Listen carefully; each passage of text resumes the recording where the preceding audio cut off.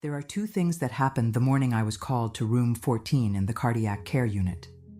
The first is that a 62-year-old retired electrical engineer named Robert sat quietly in his hospital bed and described to his cardiologist the exact words that cardiologist had spoken during a private, unrecorded moment at minute 9 of his resuscitation.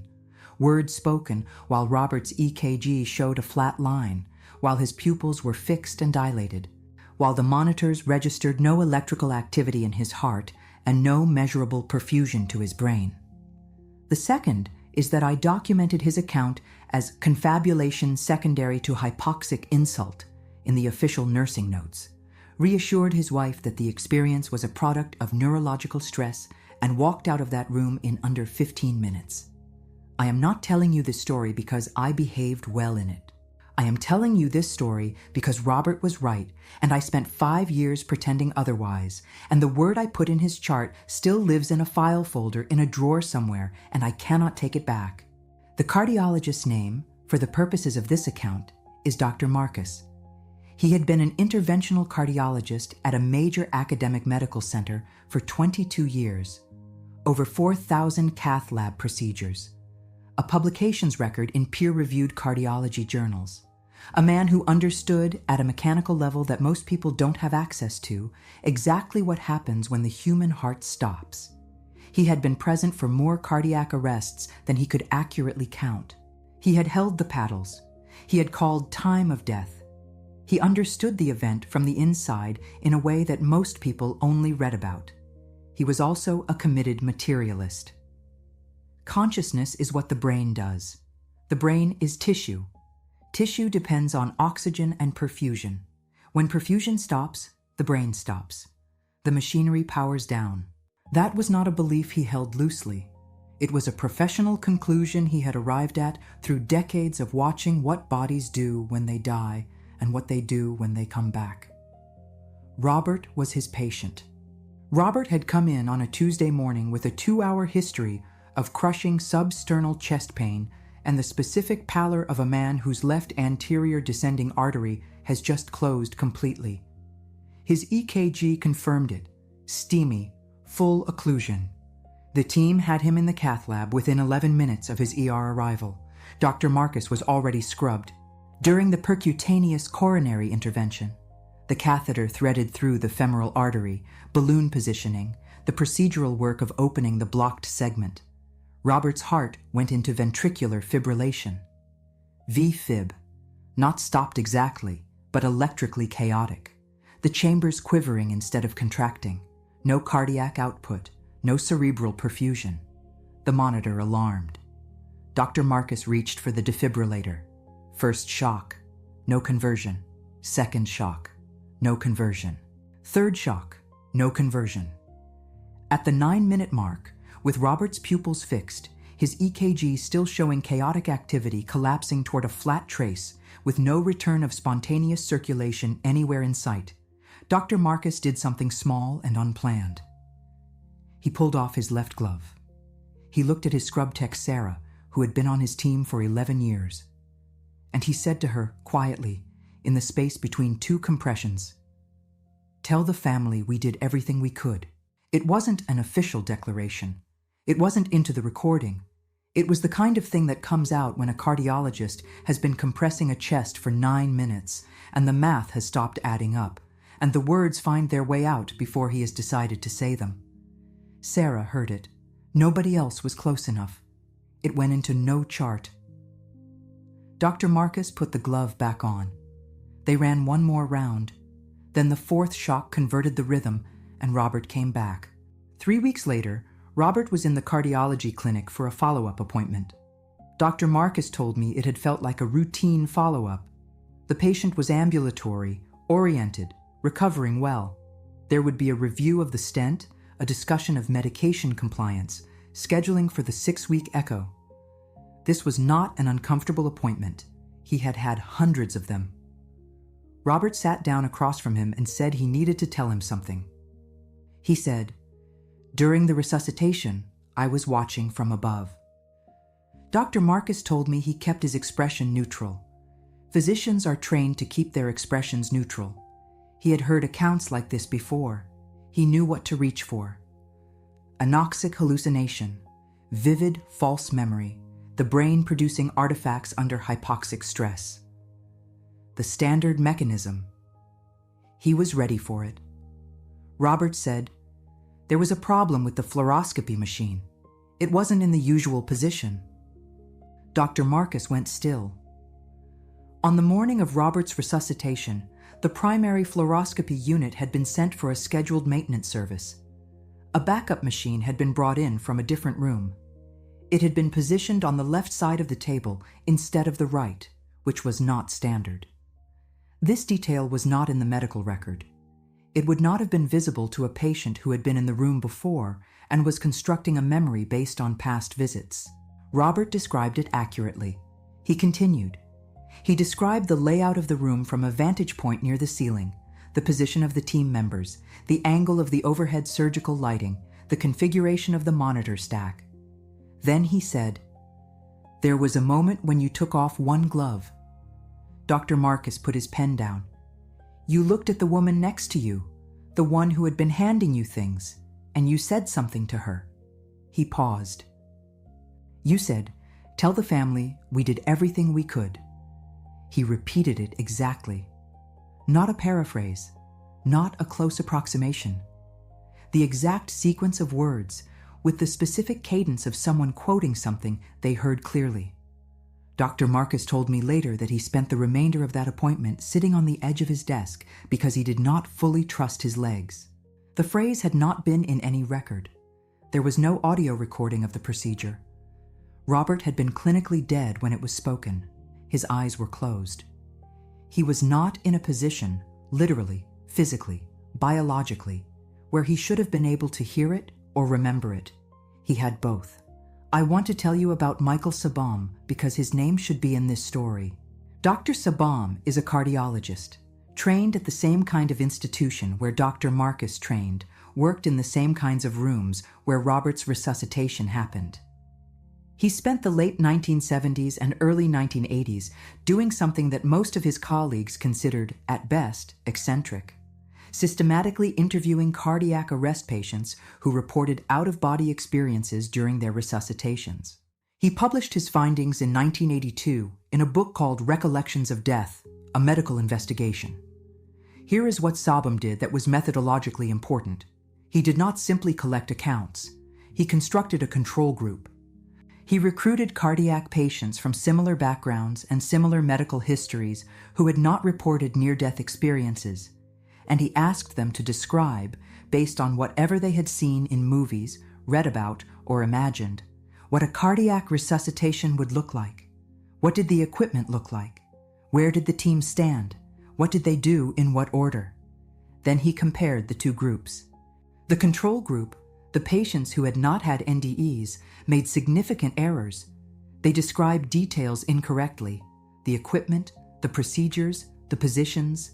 They gave accounts that were generally in the right direction but wrong in the specifics, which is exactly what you would predict from someone constructing an image of something they had not witnessed. The NDE group described their own resuscitations with a precision that the control group could not approach. 26 of 32 NDE accounts were rated as highly accurate by medical reviewers blind to the source. One patient described the exact position of a specific instrument on the emergency cart, a placement that was specific to that resuscitation and not standard protocol. He described it from an angle that would have required a vantage point above and behind his own body. Sabom was a cardiologist. He was not looking for a miracle.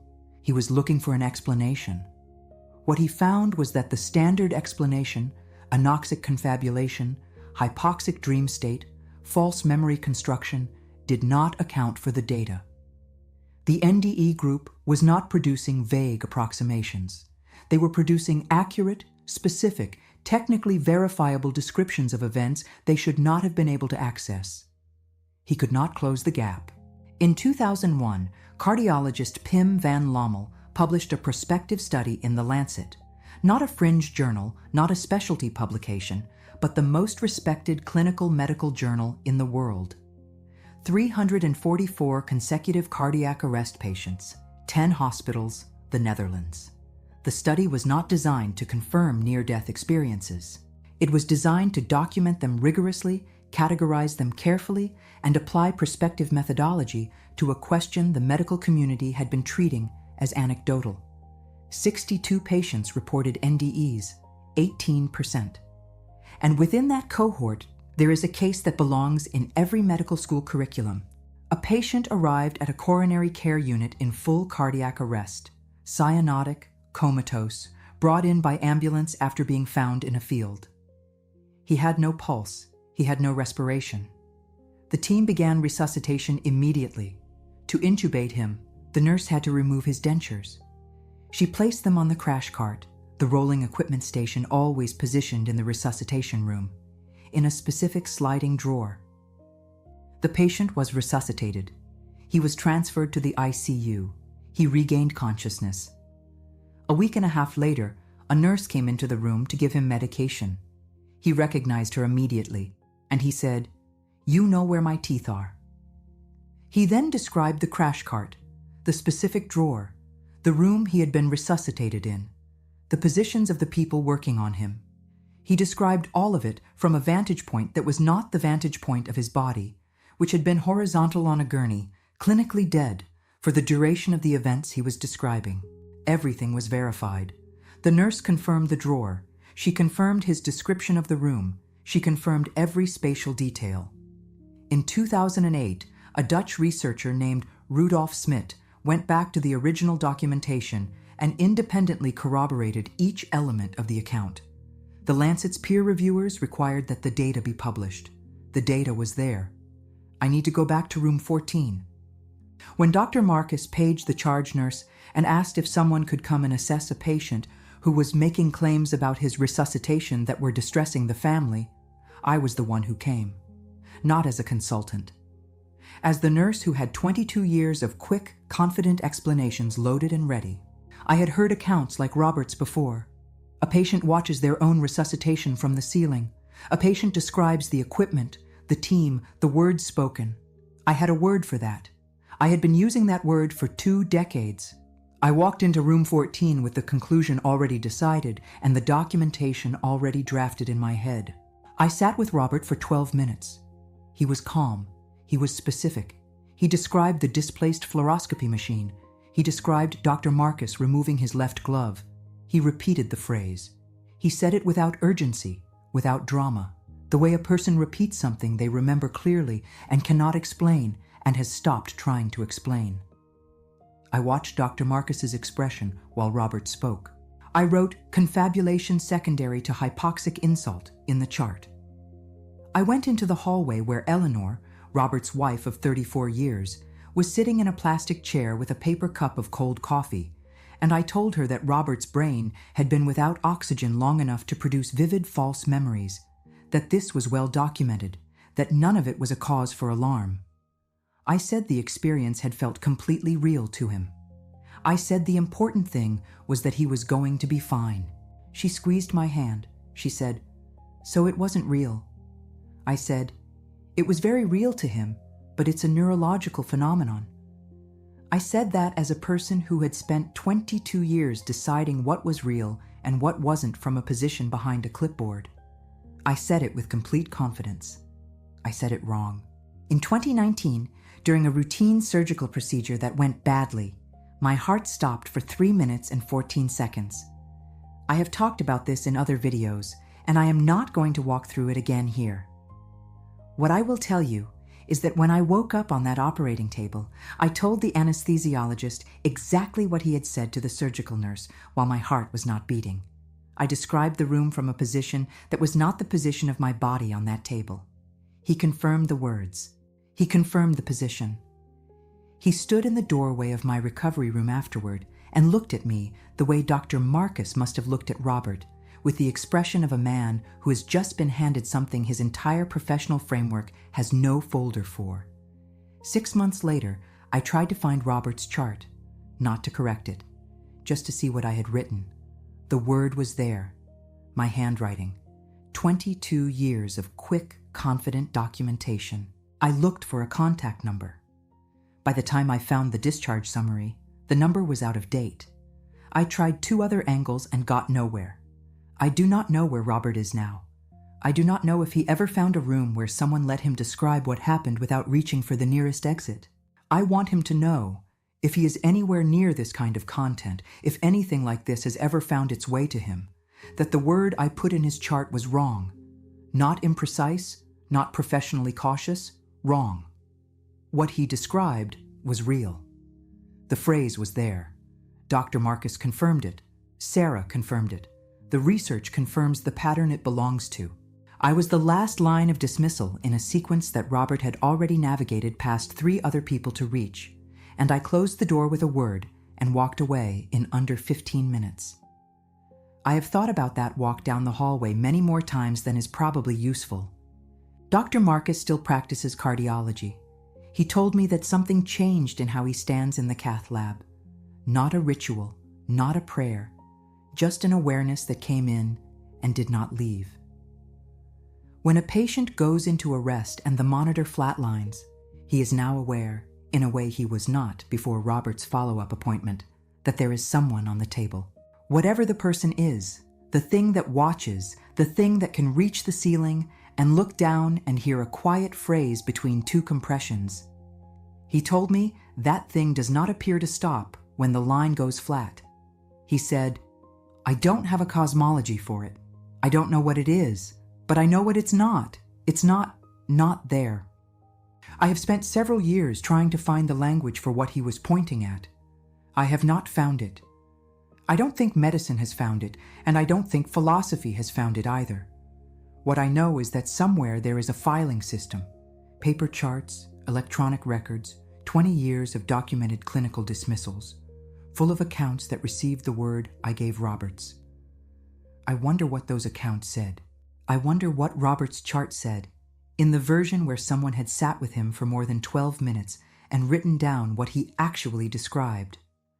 I wonder how many times the phrase was right, how many times the glove came off, how many times someone in the ceiling of a resuscitation room heard a cardiologist say something he barely remembered saying and came back carrying it, and then sat in a hospital room while someone in scrubs told them their brain had just been making things up. I don't ask that question to torture myself with it, or at least I try not to. I ask it because I think the answer is a lot. And I think the data that those charts should have contained would look a lot like what Sabom found, and like what Van Lommel found, and like what Robert told his cardiologist at a follow-up appointment in the cardiology clinic on a Tuesday morning, in a sentence that sent a man with 4,000 procedures behind him to the edge of his desk. The information was there. It kept being there. We kept writing a different word on top of it.